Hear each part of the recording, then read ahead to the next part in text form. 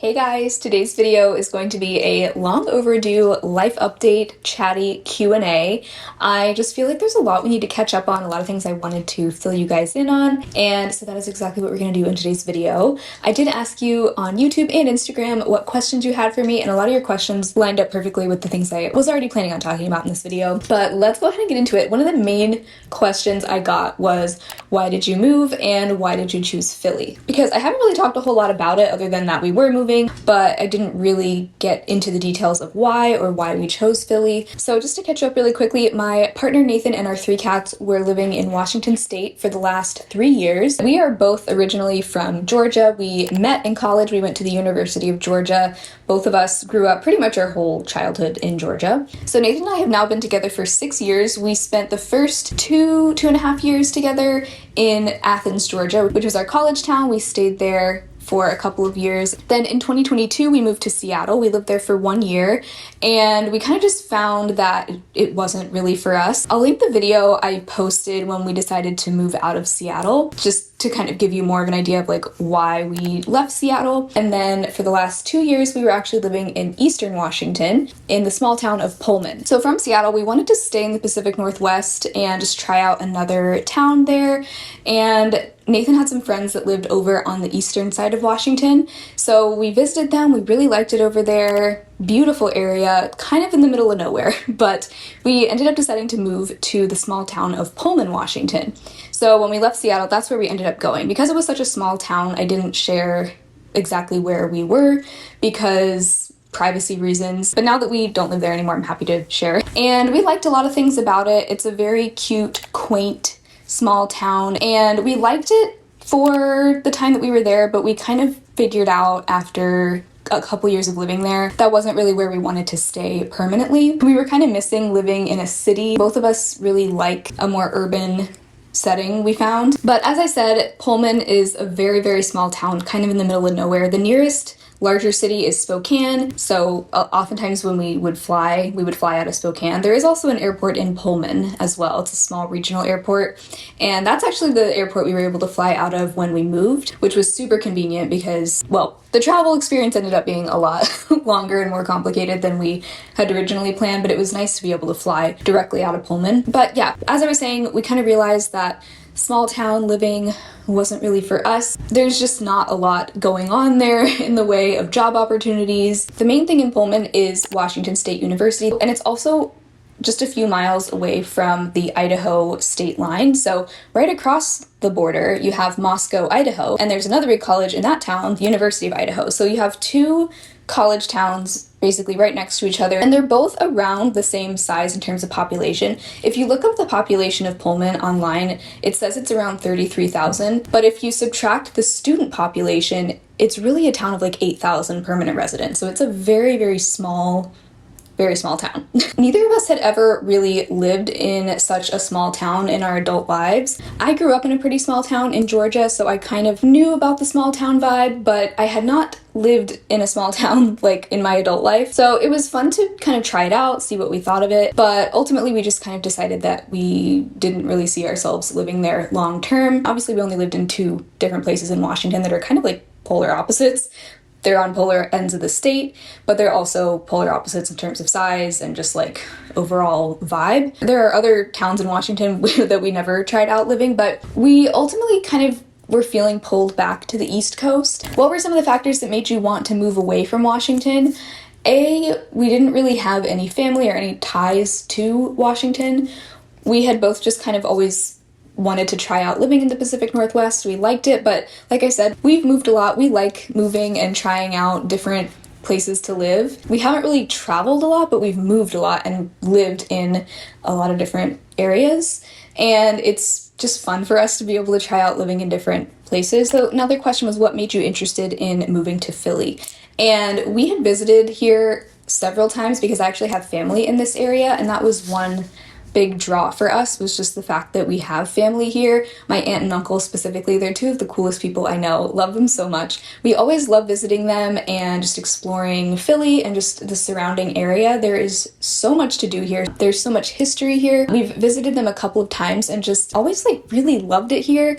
And so it was kind of an easy choice for us when we were sort of just tired of living in Washington. We were like, where might we want to move next? And Philly was the first place that came to mind. And there are other factors as well that made Philly really attractive to us. Another one being the proximity to other major cities. It's a fairly short train ride away from DC, from New York. When I recently went to the Catskills for a content creator retreat, it was a short drive away. It's such a more densely populated area than really anything on the West Coast. The main factors for us were family and also opportunities here. There are just a lot more opportunities for both of us in this area. For me, doing YouTube, I, have gotten invited to events in Philadelphia, in New York, that I haven't been able to go to because we were all the way on the other side of the country.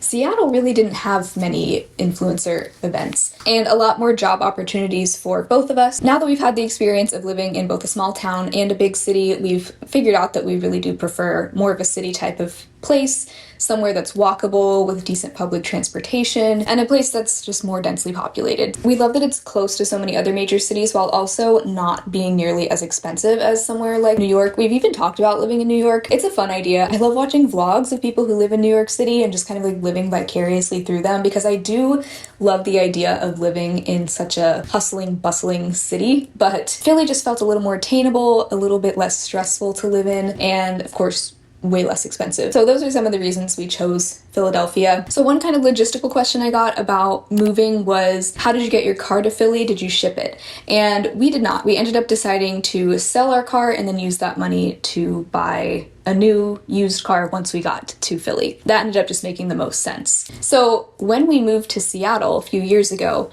we did drive there with our car. So we drove our car, packed with as much stuff as we could fit in there, and then shipped the rest of our stuff up in boxes. Then we flew back to Georgia and then flew our cats with us back to Seattle. So that was how we did that move. But this time, moving from Pullman to Philly, we decided we didn't want to drive this time. We'd already done the cross-country drive. It was fun, but we didn't want to do that again. So it ended up just making the most sense to sell the car and get a new one once we were here. And this time we didn't get rid of and sell quite as much of our stuff as we did the previous cross-country move. Instead, we got a U-Box, and that was amazing. I would highly recommend the U-Box if you're thinking of moving. It's much cheaper than obviously hiring movers or, getting a moving truck if you don't want to drive, but you want to be able to ship your belongings from one place to another. It doesn't even have to be a cross-country move. You can also do local moves with a U-Box. Essentially, the way it works, it's like just a big storage container that gets dropped off at your house. You load it up yourself. Once you're finished loading it up, U-Haul then comes and picks it up and ships it to your new location. And everything with the process went perfectly, as long as you don't mind, doing all of the labor yourself. I think there is an option where you can pay to have movers actually pack it up for you or even help you unpack and unload, but we didn't do that. We just did it all ourselves and it worked great. So that was definitely the way to do it, and I would recommend it. Speaking of moving, have you taken into consideration moving to another country? We definitely have, but probably not anytime soon. But yes, we're crazy. We love moving, as you guys know. We love experiencing living in different places. One of our favorite types of YouTube video to watch is day in the life vlogs in other cities, whether it's in the US or elsewhere in the world. It's just fun to be able to see what life is like in other places. We have talked about it. We would love to move out of the dumpster fire that is the US, but that probably would not be for several years down the road. Obviously, we would have to save up, and also there is a lot that you have to go through in terms of getting a visa and figuring out the logistics of leaving the country. But it is definitely something that's on the table for us for the future. But for now, we're happy in Philly. We're really loving it. Some people were just asking, how's Philly? How are you liking it? We love it so far. It really is such a cool place. There is so much history here. There are so many museums here. We have loved just walking around our neighborhood and exploring. There's still so much that we have yet to explore, and honestly, I feel like we've been here now for 2 months, which I can't believe. Actually, today, the day I'm filming this, marks 2 months exactly that we have been here in Philly. And I feel like for the past couple months, we've just been so focused on getting settled in, buying a car, just doing all those things we had to do to just get set up here. So we haven't really gotten to do much exploring and just being out and about in the city, but we have all the time ahead of us to do that. So I'm excited. It might look like my lips are cracked and bleeding, but they're not. I'm wearing the Wonder Skin lip stain in the shade Lovely, and I have on top of it the In Beauty Project Sun Balm in the shade Latte. I think I might have just left this lip stain on for too long. If you're not familiar, it's that lip stain that it's like a metallic blue when you apply it and then you wipe that off after a few minutes. I think I may have just left it on for too long, but it like really stained, I guess, some parts of my lips that I didn't even know might have been a little bit dry. It just really clung to those areas. And now it looks like I have like cracked lips. So I tried to cover it up with that In Beauty Sun Balm. I'm gonna put a little bit more on. I do really like the color of that lip stain, but I do feel like it can look a little bit patchy if I'm not careful.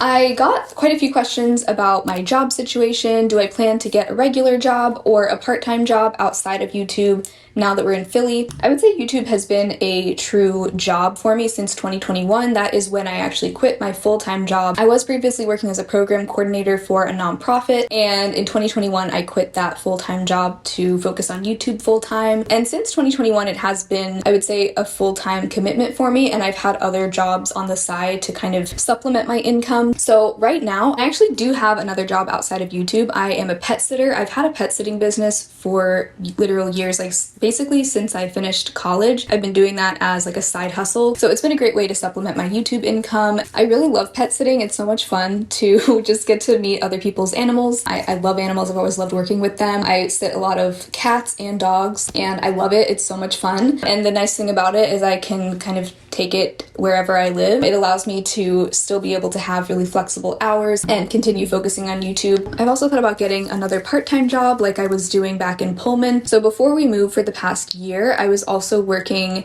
part-time front desk at a hotel, and that was so fun. I actually loved that job. Like, it was just so fun to have actual coworkers and get to talk to people, because I feel like everyone who does YouTube as a job always mentions that it can be very isolating. Like, you're basically just spending a lot of time by yourself talking to yourself or talking to a camera and then editing yourself. And so it was really good for me and my mental health to like have a job outside of the house, and I really enjoyed it. So obviously pet sitting is a great way to get out of the house as well. I meet a lot of animals, but not a lot of people. So getting another part-time job is definitely on the table. But for now, YouTube and pet sitting are my two jobs. I'm so lucky to be able to have those two streams of income that allows me to still be able to focus a lot of my attention on YouTube. My ultimate dream is to do YouTube as my full-time job. I think it is just life goals to be able to support yourself, sharing your passions online. Like that's exactly what I want. So that continues to be my goal, but I also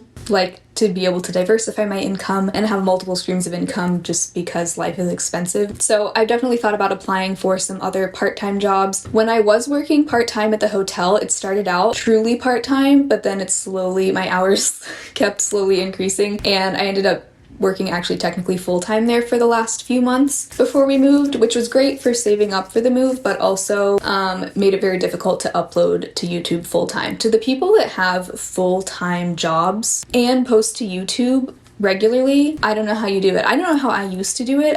Like, I literally used to have a full-time job and I would post to YouTube 3 or 4 times a week. I mean, I know how I did it, which is that I had no life. I didn't really do anything else other than my job and YouTube. Now I feel like, I don't know, I'm getting old. Not really, but I'm 30 now, and I just feel like I have a lot of priorities now in life other than working. So, yeah, it's been hard to kind of figure out what true balance really looks like for me. But I want to be able to have hobbies. I want to be able to spend time with my boyfriend and our cats and have friends and just, you know, have other things going on besides just work. Anyway, yeah, so to answer those questions, I definitely am open to other part-time jobs, but if I do get a part-time job, I would really want it to be like no more than 20 hours a week so that I can still actually have time to post to YouTube. But for now, the setup I have with YouTube and pet sitting has been perfect, and I just feel so lucky that I'm able to move around and still be able to support myself financially. Sort of related to what I was just talking about, what other hobbies are you interested in outside of YouTube? And there was a time where my literal only hobby was YouTube, but I have realized that for my mental health and well-being, I need to have other things going on besides just YouTube. I love YouTube, I love makeup, but Ever since this has become more of a job, I found that I really do need to have other interests. So one hobby that I got into, I guess almost 2 years ago now, at the beginning of 2024, I started taking ballet for the first time in my adult life. I had taken ballet when I was like 5 years old, but that was it. Like I really was coming into it pretty much as a complete beginner.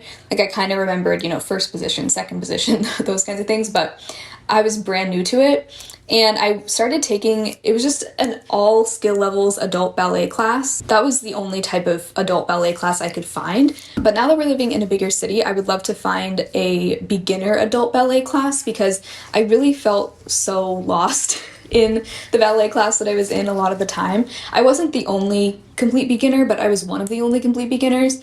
And I think it's just hard for one teacher to be able to teach truly all skill levels all at one time. I would love to be able to just like really learn the basics and start from the beginning because I think ballet is so much fun. It is so hard, but so rewarding. And I feel like I'm someone that like dancing doesn't really come naturally to me. Like just like being physically coordinated is not really my thing. I had gone to like the occasional dance classes growing up and I did like a dance camp one time when I was like 10 years old, and I always felt like so confused a lot of the time. Like it was just really hard for me to understand what was being shown to me and then actually do it with my body. But I really like how technical ballet is and how it's not really the kind of dance that you improvise, as far as I'm aware. Like it's a pretty like structured dance, and I like that because it just makes more sense in my brain. It's still really hard, but that's why I want to try a beginner ballet class for adults. But anyway, yeah, ballet is probably the main hobby that I am wanting to explore.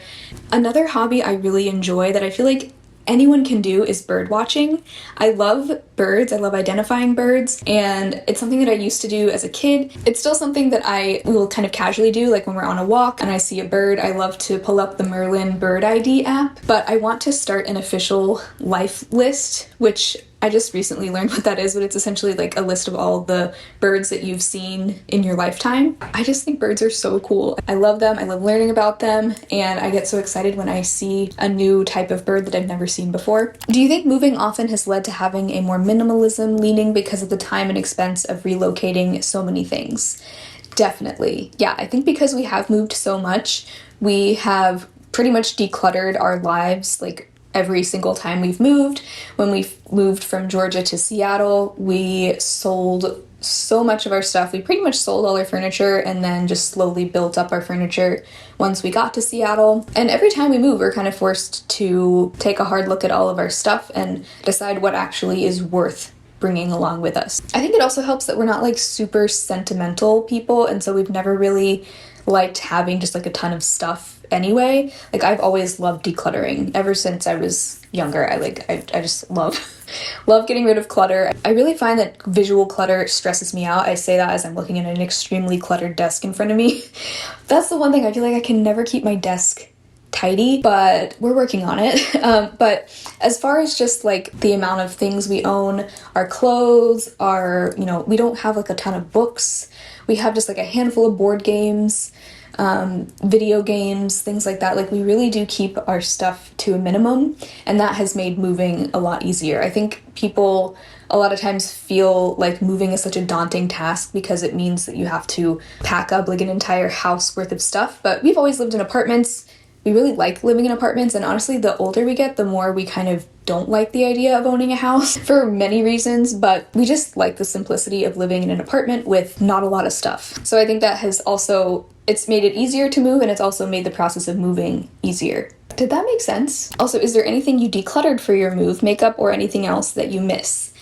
And honestly, no. In other areas of my life, I don't feel like I decluttered that much stuff because, like I said, we've kept our belongings to a minimum over the years anyway.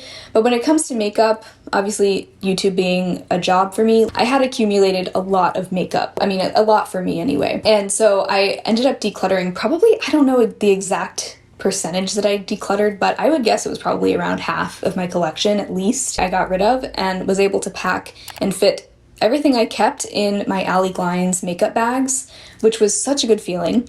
And I will say at first, I was feeling some regret when I first edited my declutter as I was looking at some of the things I'd gotten rid of. I was like, I can't believe I got rid of that. I can't believe I got rid of that. But truly, ever since we've moved in and gotten settled, I haven't missed a single one of those products.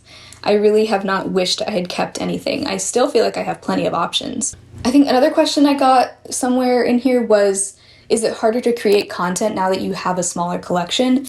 And I honestly still don't feel like my collection is that small. I think it's around the size that it was like around 2018, 2019, if I remember correctly.